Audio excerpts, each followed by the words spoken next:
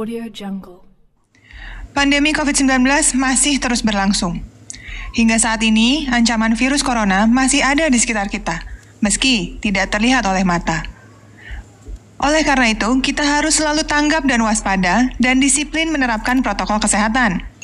Seperti yang sudah sering saya ingatkan, pakai masker dengan benar, selalu jaga jarak, cuci tangan sesering mungkin, pastikan kita tetap aman dari COVID-19 meski makin produktif. Dari pertanyaan-pertanyaan yang diterima oleh gugus tugas percepatan penanganan COVID-19, baik yang masuk melalui website di covid19.go.id dan media sosial, ternyata masih banyak yang ingin memahami seluk-beluk virus ini. Dan bahkan ada yang bertanya, apakah COVID-19 benar-benar ada? Oleh karena itu, kali ini saya akan mengulas kembali tentang virus corona dan pandemi COVID-19. COVID-19 adalah singkatan dari Coronavirus Disease 2019 atau penyakit menular yang disebabkan oleh salah satu jenis virus corona yang disebut SARS-CoV-2 yang pertama kali ditemukan pada bulan Desember tahun 2019. Virus corona banyak jenisnya dan biasanya ditemukan pada binatang, tetapi ada beberapa jenis yang bisa menginfeksi manusia. Contohnya SARS di awal tahun 2000-an dan MERS-CoV di tahun 2012. Sejauh ini kita ketahui ada beberapa jenis virus corona yang dapat menyerang manusia. Tipe virus-virus tersebut adalah penyebab wabah raya dunia sebelumnya yang tadi saya sebutkan, SARS dan MERS-CoV. Dan ketiga ini, SARS-CoV-2, adalah pemicu diumumkannya status gawat darurat kesehatan dunia di awal tahun ini. Dan kemudian diumumkan oleh Badan Kesehatan Dunia WHO sebagai pandemi COVID-19 sejak 11 Maret 2020. Virus corona yang masuk ke tubuh seseorang dapat menggandakan diri di dalam sel tubuh manusia, terutama di bagian saluran pernafasan bawah, seperti paru-paru. Ia juga mengganggu imunitas atau kekebalan tubuh. Dan bagi mereka yang sudah memiliki penyakit penyerta atau penyakit bawaan seperti penyakit ginjal, diabetes, darah tinggi, akibatnya dapat menjadi fatal. Penyebaran virus dari satu manusia ke dia melalui percikan cairan yang berasal dari saluran pernapasan dan mulut, seperti buliran yang keluar saat batuk atau bersin, yang kita sebut sebagai droplets. Penularan dapat terjadi melalui kontak terhadap droplets tersebut, baik secara kontak langsung dengan orang yang membawa virus atau melalui perantara permukaan yang dipegang oleh orang tersebut. Bahkan, ketika seseorang batuk atau bersin atau bahkan berbicara, maka virus tersebut dapat keluar bersamaan dengan percikan liur atau cairan hidung. Apabila kemudian percikan tersebut tersentuh oleh tangan atau jatuh di permukaan benda yang ada di sekitar orang tersebut, maka besar kemungkinannya dapat menjadi sumber penularan bagi orang lain. Terutama apabila orang tersebut tidak menjaga kebersihan tangannya, lalu kemudian menyentuh bagian mata, hidung, dan mulut. Maka, penggunaan masker yang baik dan benar sangat dianjurkan, bahkan wajib pada masa pandemi ini. Dan tentunya, cuci tangan menggunakan sabun dan air mengalir atau dengan cairan pencuci tangan yang mengandung alkohol. Dan yang paling penting, jaga jarak. Percikan droplets atau air tersebut bisa mencapai jarak 1-2 meter baik ketika seseorang berbicara atau saat lawan bicaranya batuk atau bersin. Kalau misalnya batuk atau bersin, jaraknya bisa lebih jauh lagi, bisa sampai 3-5 meter. Maka sekali lagi, kita harus saling jaga jarak. Ingat, 3 kombinasi tadi adalah protokol kesehatan yang efektif, ampuh memutus penularan COVID-19. Secara kronologis, virus yang ditemukan Desember 2019 tersebut masuk ke Indonesia dan menjangkiti pasien pertama pada 2 Maret 2020. Alhamdulillah, pasien tersebut sembuh dan kini sehat dan dapat produktif kembali. Saat ini, hampir 8 juta orang di dunia terjangkit COVID-19. Penyebarannya merata di lebih dari 200 negara dan wilayah kedaulatan di seluruh dunia. Namun saat ini, SARS-CoV-2 bukan lagi virus import. Penularan saat ini terjadi secara lokal. Mayoritas terjadi karena kontak dengan pasien atau dengan orang yang tidak diketahui status kesehatannya. Saya perlu sampaikan, virus ini benar-benar ada, saudara-saudari. Ilmuwan-ilmuwan kita dari Lembaga Biologi Molekuler LBM Eijkman telah memetakan beberapa whole genome sequence atau WGS alias merinci identitas virus dari pasien yang ada di Indonesia. Data ini bermanfaat untuk penelitian lanjut demi mengetahui epidemiologi virus, pengembangan vaksin, dan juga untuk obat antivirus. Kepala Lembaga Eijkman, Profesor Amin Subandrio, mengatakan dengan mengetahui virus yang beredar, kita juga bisa desain vaksin yang sesuai dengan ada yang di Indonesia. Maka dari itu, penting sekali mengetahui status kesehatan kita, apakah kita positif atau negatif COVID-19. Apabila positif, maka penyembuhan dapat dilakukan. Ingat, lebih dari 15.000 saudara-saudari kita sudah sembuh dari COVID-19. Dan jika negatif, kita harus makin waspada, melindungi diri kita dari penularan virus COVID-19 oleh orang lain. Kita putuskan penularan COVID-19 dan kami akan melaporkan kembali kinerja data bidang kesehatan terkait dengan upaya kita bersama untuk mempercepat penanggulangan pandemi COVID-19 ini. Kita menghimpun data ini sejak pukul 12 kemarin sampai dengan pukul 12 hari ini, yang kemudian kita kumpulkan dari gugus tugas tingkat kabupaten kota, seterusnya ke provinsi dan ke nasional. Juga dari rumah sakit yang merawat penderita COVID-19 ini.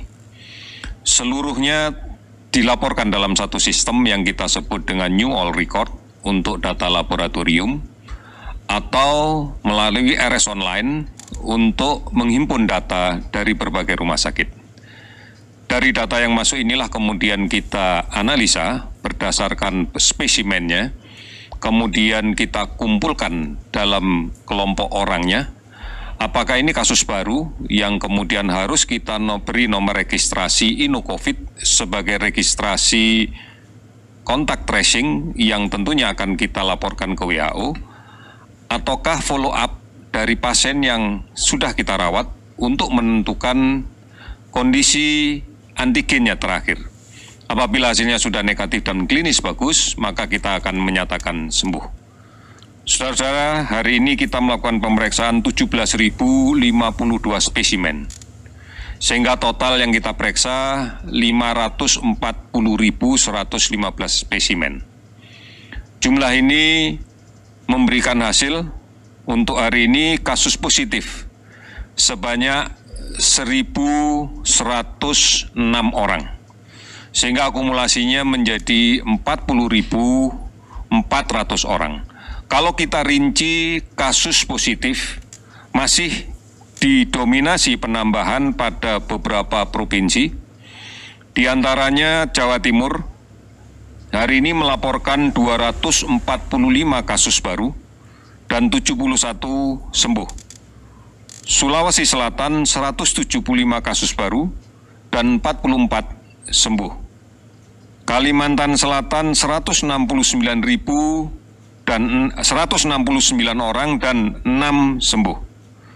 DKI Jakarta 101 kasus baru dan 134 sembuh. Kemudian Jawa Tengah 56 kasus baru dan 30 sembuh. Penambahan kasus baru dari beberapa daerah tersebut didapatkan dari tracing yang agresif dari setiap kasus positif yang dirawat. Tracing ini kemudian ditindaklanjuti dengan pemeriksaan antigen menggunakan real-time PCR atau TCM yang kemudian kita dapatkan hasil yang seperti kami sampaikan tadi.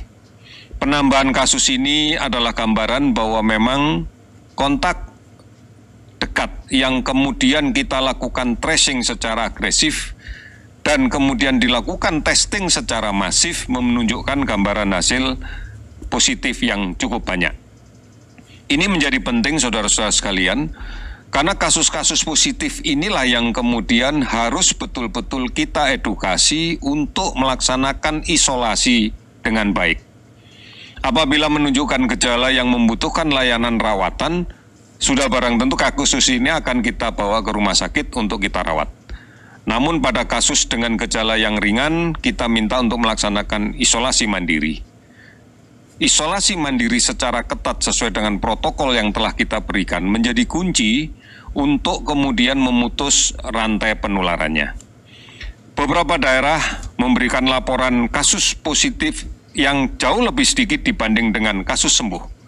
Sebagai contoh, Papua hari ini melaporkan 32 kasus baru, namun juga melaporkan 103 sembuh.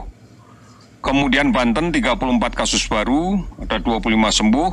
Sumatera Barat 6 kasus baru, 36 sembuh. Ada 18 provinsi yang melaporkan penambahan kasusnya di bawah 10. Dan 7 provinsi yang hari ini melaporkan tidak ada penambahan kasus baru, namun ada penambahan kasus sembuh yang cukup signifikan. Oleh karena itu total kasus sembuh hari ini kita mendapatkan jumlah 580 sembuh sehingga totalnya 15.703 sembuh.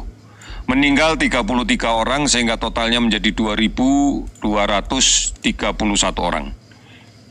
Kami masih melakukan pemantauan pada 29.124 orang dan pengawasan secara ketat pada pasien sebanyak 13.510 orang.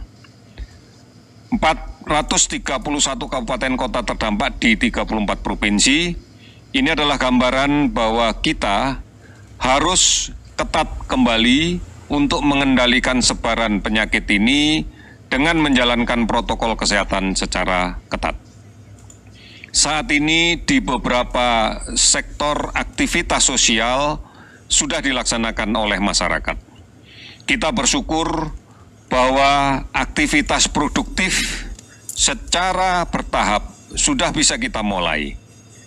Sudah barang tentu ini akan kita kendalikan dengan kajian epidemiologinya. Kita berharap bahwa aktivitas sosial yang sudah mulai dijalankan secara selektif, secara bertahap, tidak akan meningkatkan kasus baru.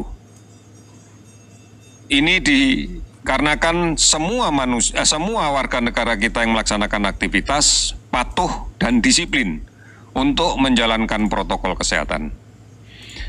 Upaya yang dilakukan pemerintah dengan membuat surat edaran yang baru tentang pembagian jam kerja khususnya untuk DKI, ini adalah salah satu bentuk kita mencoba mengatur kembali aktivitas produktif namun aman dari COVID-19.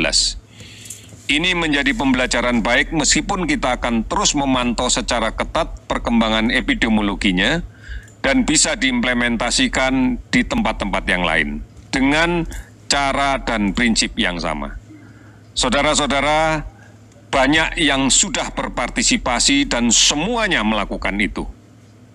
Saatnya sekarang kita bisa menjadi contoh, bisa menjadi teladan di lingkungan kita terhadap kepatuhan dan disiplin menjalankan protokol kesehatan ini. Tantangan untuk kita merubah kebiasaan-kebiasaan yang semula tidak aman terhadap COVID menjadi kebiasaan yang aman terhadap COVID.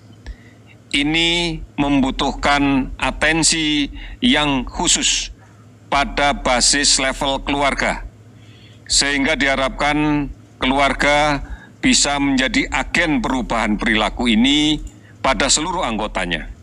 Jika ini kita lakukan secara bersama-sama, maka kita akan bersama-sama pula bisa mengendalikan COVID-19 ini. Kita pasti bisa untuk melakukan itu. Saudara-saudara, mari komitmen kita tetap perkuat karena kita pasti bisa mengendalikannya. Terima kasih. Selamat sore.